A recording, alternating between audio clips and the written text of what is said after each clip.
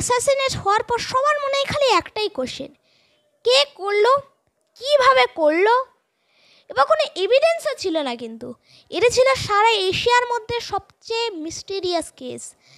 এই কেসটিকে নাম দেওয়া হলো ব্লাইন্ড কেস। 1991 সালের 21শে মে রাজীব গান্ধী নিজের প্রাইভেট হেলিকপ্টারে করে তামিলনাড়ুতে একটি জনসভায় অ্যাটেন্ড করতে গিয়েছিলেন।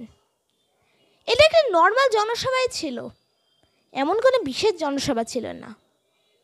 তিনি প্রতিবারের মতোই নিজের প্রাইভেট হেলিকপ্টারে গিয়েছিলেন।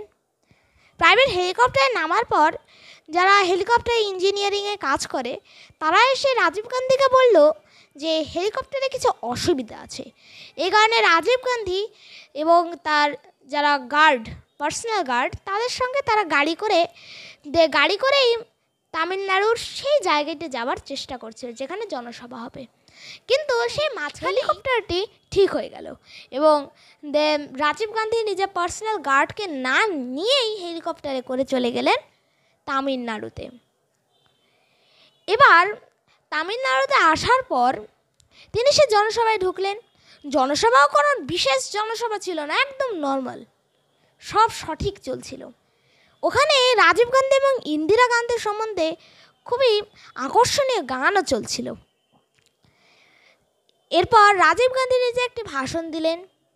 সে ভাষণের পর যখনই তিনি নিচে নামছিলেন তখন দুটি লাইন ছিল। দুটি লাইনই রাজীব গান্ধীকে মালা জড়ানোর জন্য এসেছিল। সে মালা পরানোর দুটো লাইনই রাজীব গান্ধীকে মালা পরাতে শুরু করলো।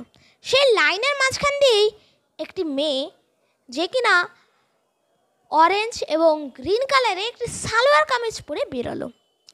ওখানে ছিল একজন আইআইটি অফিসার যার নাম ছিল আশিয়ানা।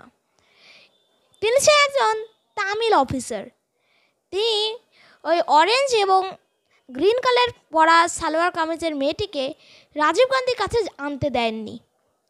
কিন্তু রাজীব গান্ধী যখন ওনাকে নোটিস করলেন তখন তিনি সেই মেয়েটিকে তার কাছে আনলেন, বললেন রিল্যাক্স করো। এবার যখনই সেই মেয়েটি মালা পরিয়ে যখনই সে স্পর্শ করতে গেল সেই সময় বড় ব্লাস্ট। চোখের সামনেই একজন ফর্মার প্রাইম মিনিস্টারের ডেথ হয়ে গেল। এটা ছিল খুবই লজ্জাজনক। এত বড় একজন পদের মানুষকে এত সহজে অ্যাসাসিনেট করা হয়ে গেল। এতটা লজ্জাজনক ব্যাপার আর এর আগে কোনোদিন হয়নি। অ্যাসাসিনেট হওয়ার পর সবার মনে খালি একটাই কোশ্চেন, কে করলো, কিভাবে করলো। এবার কোনো এভিডেন্সও ছিল না, কিন্তু এটা ছিল সারা এশিয়ার মধ্যে সবচেয়ে মিস্টেরিয়াস কেস। এই কেসটিকে নাম দেওয়া হলো ব্লাইন্ড, অর্থাৎ অন্ধ রকমের কেস। অন্ধ রকম অর্থাৎ বোঝাতে দিচ্ছে এখানে কোনো এভিডেন্স নেই, আমরা অন্ধ, আমরা কিছু দেখতে পাচ্ছি না। সেই কারণেই এই কেসটিকে ব্লাইন্ড কেস হিসাবে গণ্য করা হয়েছে।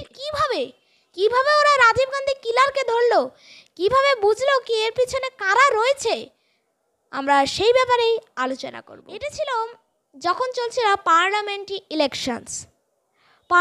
ইলেকশন অর্থাৎ প্রধানমন্ত্রী নির্বাচনের জন্য যে ইলেকশন হয় তাকে পার্লামেন্টারি ইলেকশন বলে। তখনকার যে বর্তমান প্রধানমন্ত্রী ছিলেন তিনি ছিলেন ডক্টর চন্দ্রশেখর আর বেশি দিন থাকতেন না। তো যখন পার্লামেন্টারি ইলেকশন চলছিল তখন সবাই রাজীব গান্ধীর পক্ষে। তিনি প্রধানমন্ত্রী হতেন। তিনি যদি বেঁচে থাকতেন তিনিই হতেন ভারতের 6th প্রাইম মিনিস্টার। কিন্তু প্রাইম মিনিস্টার বা পার্লামেন্টারি ইলেকশন হওয়ার আগেই তাকে অ্যাসাসিনেট করা হয়। এবার আপনারা বলতে পারেন আমি অ্যাসাসিনেট কেন বলছি, আমরা তো মার্ডারও বলতে পারি। দুটোর মধ্যে পার্থক্যটা কি? অ্যাসাসিনেট অর্থাৎ কোনো বড় একজন ব্যক্তিকে খুন করা, তাকে আমরা অ্যাসাসিনেট বলি। মার্ডার অর্থাৎ আমাদের চেনাশোনা নেই এমন কোনো ব্যক্তি যদি মারা যায় তাহলে তাকে আমরা মার্ডার বলবো। কিন্তু যখন কোনো বড় পদের ব্যক্তি, সারা পৃথিবী চেনে খুবই বড় ব্যক্তি, তাকে যদি খুন করা হয় তাহলে সেটা অ্যাসাসিনেট হয়। এরপর একটি ইনভেস্টিগেশন টিম বসানো হলো যার মধ্যে ছিল সারা ভারতের সবচেয়ে বুদ্ধিমান ডিটেকটিভস। এবার কিভাবে ওরা এটা করলো? প্রথম এভিডেন্স ওদের চেয়েছিল কে খুনটা করেছিল। ওদের কাছে দুটো এভিডেন্স ছিল, একটা হচ্ছে একটা গ্রিন কালারের সুতো, একটা হচ্ছে একটা অরেঞ্জ কালারের সুতো। আমি প্রথমেই বললাম একটা অরেঞ্জ আর গ্রিন কালারের একটা সালোয়ার কামিজ পরা মেয়ে যে কিনা রাজীব গান্ধীর পা স্পর্শ করতে এসেছিল।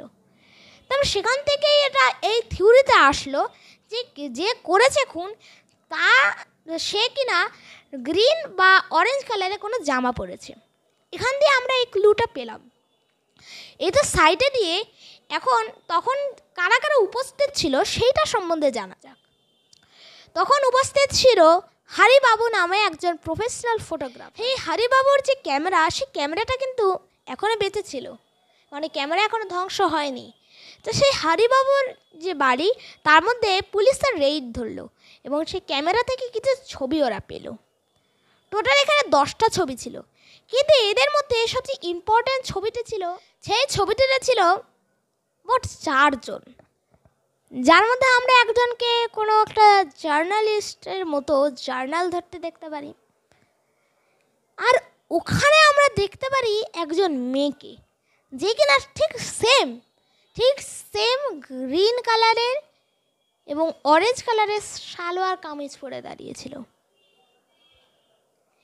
এবার আমাদের কাছে খুল্লাসা অর্থাৎ আমাদের কাছে ক্লিয়ার হয়ে যায় যে এই ছিল খুনি, এই ছিল হিউম্যান বম্বার বা সুসাইড বম্বার। রয়েছে আরও 2 জন। এখানে আমরা যে জার্নালিস্ট ধরতে যে লোকটাকে দেখতে পাচ্ছি তার কথাটা বাদ দিলাম, এখন আপাতত এই 2 জনের কথাটা। ওর মধ্যে একজন আমরা দেখতে পাচ্ছি গ্রিন কালারের কোনো একটা শাড়ি পরে রয়েছে, তার সম্বন্ধে এখন কোনো খুলাসা হয়নি। আমরা দেখতে পাচ্ছি একটা মেয়েকে, দেখে মনে হচ্ছে হাই স্কুলে পড়ে। সেই মেয়েটি আসলে ওই দিন রাজীব গান্ধীকে একটি কবিতা শোনাবে, সেই জন্য সে অপেক্ষা করছে কখন রাজীব গান্ধী ফ্রি হবে এবং তার কবিতাটি শুনবে। এই কারণে আমরা ছবিতে দেখতে পাচ্ছি ও অপেক্ষা করে। এই ছবি থেকে ওর আন্দাজ লাগাতে পারলো কি খুনি আসলে কে। এবার যে এভিডেন্স, কি খুনির নাম কি, কেন খুন করলো, ওর সঙ্গে কার সম্পর্ক, ঠিক এই মুহূর্তে কিন্তু রুমার্স ছড়িয়ে পড়েছে। কি রুমার্স? কি এলটিটিই এর জন্য দায়ী। এবার এলটিটিই কি? এলটিটিই হচ্ছে একটি তামিল অর্গানাইজেশন যেটি শ্রীলঙ্কায় তৈরি। এখন আপনারা অনেকেই হয়তো জানেন কি ঠিক সেই সময় শ্রীলঙ্কায় একটি ওয়ার চলছিল। শ্রীলঙ্কান তামিলস এবং শ্রীলঙ্কা অবস্থিত যারা অস্থায়ী তামিল, যারা ইন্ডিয়ার তামিলনাড়ু থেকে এসেছে, তাদের মধ্যে একটা যুদ্ধ চলছিল। সে যুদ্ধটা একটি ক্রিটিসিজমে তৈরি হয়ে গেল একটা সময়।